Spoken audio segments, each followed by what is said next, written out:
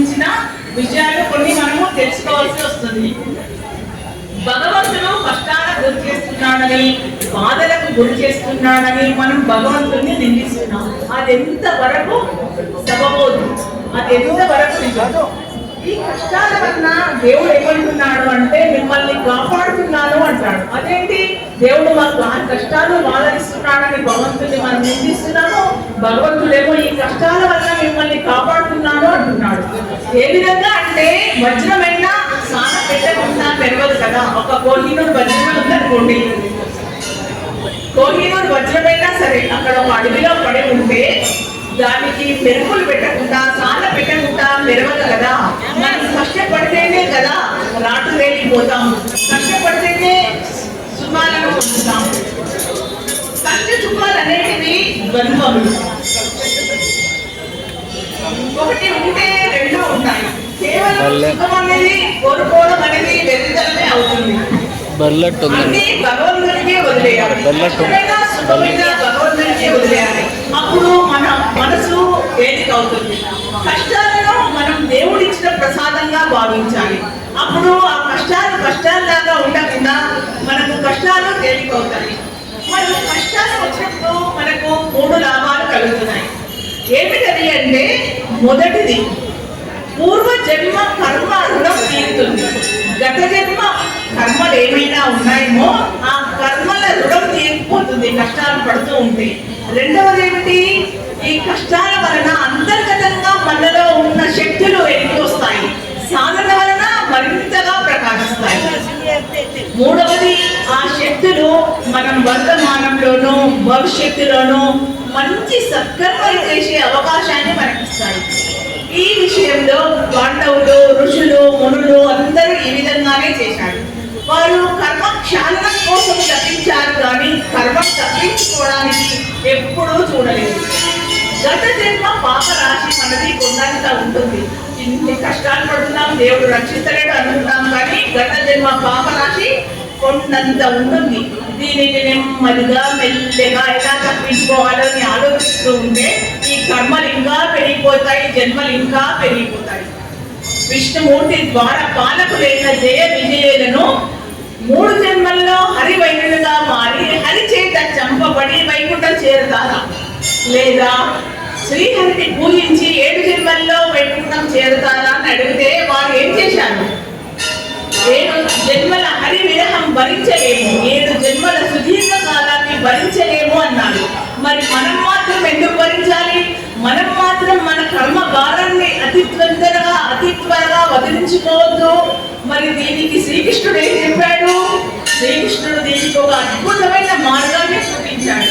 అది ఏమిటి అంటే, యస్య సర్వే సమారంభాః కామ సంకల్ప వర్జితాః జ్ఞానాగ్ని దగ్ధ కర్మాణం తమాహు పండితం బుధా. అంటే నువ్వు చేసే కర్మలు సంకల్పాలు మంచివై ఉంటే అవి నీకు ఎప్పుడైనా మంచి చేస్తాయి అని అర్థం. యదేయాంసి సంవిద్ధో అగ్నిర్భస్మాత్ కురుతే అర్జున జ్ఞానాగ్ని దగ్ధ కర్మాణం తమాహు పండితం బుధా. అంటే బాగా ప్రజ్వలింపజేయబడిన అగ్ని, ఒక అడవి అంటుకోపోతుంది, ఎన్నో అడవులు అంటుకోపోతాయని మనం చూసుకుంటాం. అలా బాగా ప్రజ్వలింపజేయబడిన అగ్నిలో కట్టెలు వేస్తే ఎంతసేపట్లో భస్మం అవుతాయి? క్షణాల్లో, నిమిషాల్లో భస్మం అవుతాయి. అదేవిధంగా మనం సంపాదించిన ఆధ్యాత్మిక జ్ఞానం, ఆత్మ జ్ఞానం, మనం సంపాదించిన జ్ఞానం మన సర్వ కర్మలని బూడిద చేస్తుంది అని స్పష్టంగా తెలియజేశాడు శ్రీకృష్ణుడు. మరి ఒక ఆమె ఏం చేస్తుందంటే, తన చిన్న పాపను తీసుకొని గుడికి వెళ్తుంది ఒక ఆమె. అలా గుడికి వెళ్ళి గుళ్ళో పూజలు జరుగుతూ ఉంటే ఆ పాప బాగా ఏడుస్తుంది. వద్దమ్మా, పూజలు జరుగుతున్నాయి, డిస్టర్బ్ చేయకూడదు, ఏడవద్దు ఎంత చెప్పినా ఆ పాప వేడుకుంటా ఏడుస్తూనే ఉంది. ఆ తల్లి ఏం చేస్తుంది, ఒకసారి కోపం వచ్చి ఆ పిల్లని ఒక్కసారి గట్టిగా చెంపదెబ్బ వేస్తుంది. అప్పుడు ఆ పిల్ల ఏం చేస్తుంది, ఇంకా గట్టిగా ఏడుస్తుంది. దెబ్బ పడేసరికి ఇంకా గట్టిగా ఏడిచి తల్లి దగ్గరికి వెళ్తుంది కదా, తల్లి ఒడిలోనే కూర్చొని ఇంకా గట్టిగా ఏడుస్తుంది కదా. అలాగే మనం కూడా భగవంతుడినే ఆశ్రయించాలి. భగవంతుడు మనకు కష్టాలు కలిగించాడు అంటే మన గత జన్మ పాపాలను తొలగిస్తున్నాడు అని మనం భగవంతుడినే ఆశ్రయించాలి. భగవంతుడు మనకు ఒక గుణపాఠాన్ని నేర్పిస్తున్నాడు. చూస్తున్నాడు. ఏంటి ఆ గుణపాఠం? నీవు తప్పుడు చేశావు కాబట్టి శిక్ష పడుతున్నావు అంటున్నాడు. అందుకని ఆ తల్లి దగ్గరికి పిల్ల ఎలా వెళ్తుందో మనం కూడా భగవంతుడినే ఆశ్రయించాలి. ఉదాహరణకి ఒక గ్రహం ఉందనుకోండి, మనం పూజాల దగ్గరికి వెళ్తాం, జ్యోతిష్యం చూయించుకుంటాం, గ్రహశాంతి చేయాలి. బుధ గ్రహమో, గురు గ్రహమో, శని గ్రహమో ఏదో ఒక గ్రహం బాగా పీడిస్తుంది, జపశాంతి చేయాలి, గ్రహశాంతి చేయాలి అని పూజారులను కూర్చోబెట్టి గ్రహశాంతి చేస్తారు. మరి ఆ గ్రహం తీవ్ర ఉగ్ర రూపంలో ఫలితం ఇవ్వాలంటే అప్పుడు ఈశ్వరుడు ఆ గ్రహాన్ని ఆగిపో, ఉపశాంతి పొందిపో, ఆ ఫలితాన్ని ఇవ్వవద్దు అంటే ఇస్తుందా? భగవంతుడే పై స్థానంలో ఉంటాడు, కానీ గ్రహం కూడా భగవంతుడు చెప్పినట్టే వింటుంది కదా. ఉదాహరణకి చేసిన కర్మను చెడని పదార్థం, నువ్వు చేసుకున్న వాడికి చేసుకున్నంత మహాదేవా అంటారు. నువ్వెన్నో పాపాలు చేశావు కాబట్టి కర్మ అనుభవించాల్సిందే. భగవంతుడు క్షమించినా కానీ కర్మ నేను క్షమించదు అంటారు.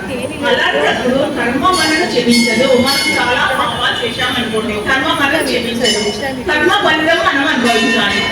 మరి దేవుడికి పూజలు చేస్తాం, పరోపకారాలు చేస్తాం, సత్యంగా పఠనాలు చేస్తాం, తీర్థయాత్రలకు వెళ్తాం, నిత్య నామస్మరణ చేస్తాం, భజనలో కూర్చుంటాం, ఎన్నో సత్కార్యాలు చేస్తాం, పేదలను ఆదుకుంటాం. మరి ఇవన్నీ ఎందుకు?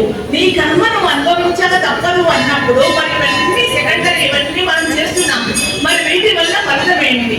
ఇవన్నీ చేసినా కానీ నీ కర్మను అనుభవించాలి అంటే ఇవన్నీ చేయడం వల్ల లాభం ఏమిటి అనే ప్రశ్న ప్రతి ఒక్కరికి ఉదయిస్తుంది కదా. అందుకని ఎప్పుడైనా సరే కర్మ గొప్పది కాదు, భగవంతుడే గొప్పవాడు. కర్మ ద్వితీయ స్థానంలో ఉంటుంది, భగవంతుడు ఈశ్వరుడు ప్రథమ స్థానంలో ఉంటాడు. అందువలన మనం చేసిన భక్తికి, మనం చేసిన పరోపకారాలకు, సత్యంగా పఠనానికి, మనం చేసిన పరోపకారాలు, పూజలు, దీక్షలు, వ్రతాలు ఎన్నో చేస్తాం కదా, వాటికి భగవంతుడు ప్రీతి పొంది కర్మ ఫలాలను తొలగించి మనను తప్పకుండా అనుగ్రహిస్తాడు. గొడ్డలితో పోయేది గోటితో పోయింది అంటారు కదా, మనకేదో పెద్ద కర్మ అనుభవించేది ఉంటే చిన్న కర్మలుగా మారుస్తాడు. ఉదాహరణకి కొండంత కష్టాన్ని ఘోరంగా చేసినట్టు, కుంభకృష్ణ మన మీద కష్టాలు వచ్చి పడితే గొడుగు పట్టి కాపాడినట్లుగా భగవంతుడు ఈ కర్మ ఫలితాన్ని తొలగించి మనం చేసే మంచి పనులకు ప్రీతి పొంది తప్పకుండా భగవంతుడు మనను అనుగ్రహిస్తాడు. ఇది కర్మ పునర్జన్మ. ఇంతవరకు మనం కష్టే ఫలే కర్మ పునర్జన్మ గురించి 2 విషయాలు తెలుసుకున్నాం కదా. భక్తులందరూ శ్రద్ధగా విన్నందుకు అందరికీ ధన్యవాదాలు తెలియజేస్తున్నాను. జై శ్రీరామ్.